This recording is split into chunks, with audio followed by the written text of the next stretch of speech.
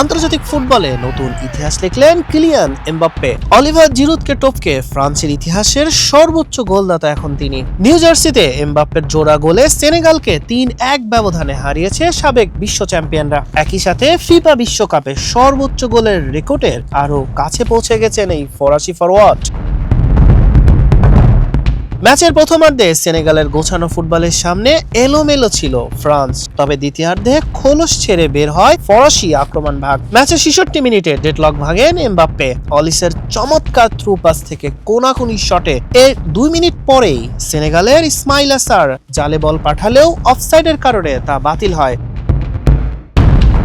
খেলার ৮০ মিনিটে ওসমান দেমবেলের বদলি হিসেবে মাঠে নামেন ব্র্যাডলি বারকোলা। মাঠে নামার মাত্র ২ মিনিটের মাথায় স্কোর শিটে নাম লেখান তিনি। ব্যবধান দাঁড়ায় ২-০-তে। ম্যাচের অতিরিক্ত সময় সেনেগালের এমবায়ে একটি গোল পরিশোধ করেন, তবে শেষ বাঁশি বাজার ঠিক আগ মুহূর্তে নিজের দ্বিতীয় এবং দলের তৃতীয় গোল করে ফ্রান্সের জয় নিশ্চিত করেন এমবাপ্পে। এই জোড়া গোলের পর জাতীয় দলের জার্সিতে এমবাপ্পের মোট গোল এখন ৫৮টি। মাত্র ২৭ বছর বয়সেই তিনি ছাড়িয়ে গেছেন জিরুদের ৫৭ গোলের রেকর্ড। এই ম্যাচেই বিশ্বকাপে নিজের ১৪তম গোলটি তুলে নেন এমবাপ্পে।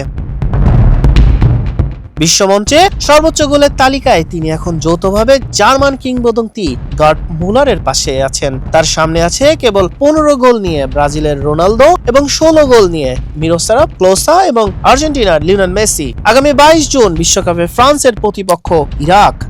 হাসান শাহরিয়ার, মানব কণ্ঠ।